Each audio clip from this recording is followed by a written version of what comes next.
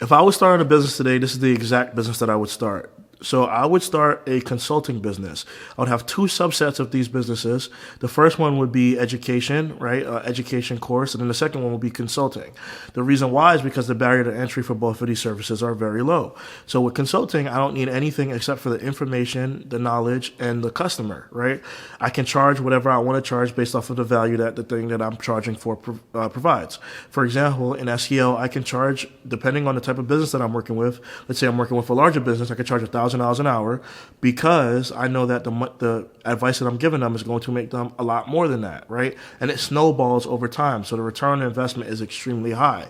So I can charge a lot of money for that. If you're a dating coach, you can charge $100 an hour because people want to learn how to get girls. Like, it's just a simple rule of fact, right?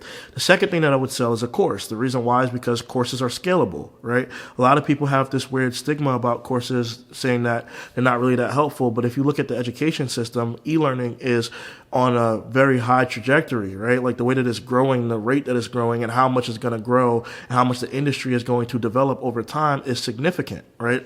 So, fuck what people are saying. And then that's also scalable information that you can sell in bulk, right? So you can reach a mass market of people and you can sell this information to anybody who's interested in the same topics as you.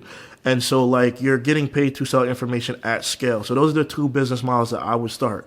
Other business models are super hard, super challenging, but because there's also the added benefit or the added factor, not benefit because this is not a benefit, but the added factor that if you start an e-commerce store, for example, people might not want your clothes, right? I mean, you could say the same thing about information, but the only difference with information is that that person feels like they're directly supporting you. So you're not just getting paid for what you're teaching, but you're also getting paid for who you are, right? It feels more personable. And so that's why those are the two business models that I would start. How I would go about starting them?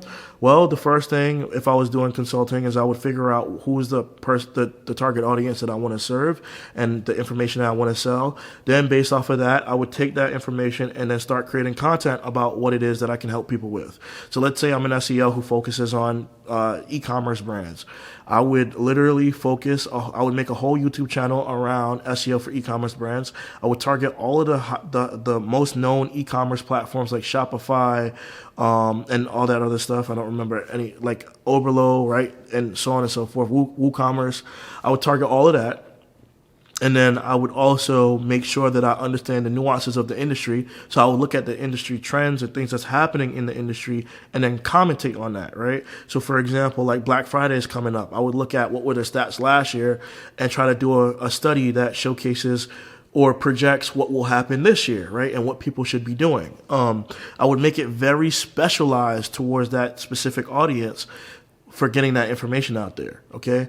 So that's what I would do. I would literally, that's the step, right? And then if I was starting a course, it would be the same thing, but the only difference is that I would literally market my course, right? So I would do both, but the course would be cheaper, the consulting would be a more premium price, and then I would just keep churning out content around that subject. And that's the business that I would start, how I would start it, what I would do.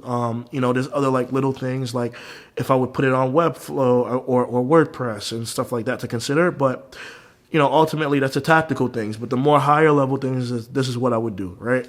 As far as marketing channels and diversifying, I would go on TikTok because TikTok's algorithm is crazy right now. So I would focus a lot of energy on TikTok and creating content there and understanding SEO for TikTok, right? And then putting that out. And then the other thing that I would do is focus on short videos because people's attention spans are not really that high right now, right? So YouTube Shorts, Instagram Reels, stuff like that. And then I would just consistently repeat the actions that I wanted to do to get the results that I want to get, because eventually it's a numbers game. People are going to see what you're creating. Peace.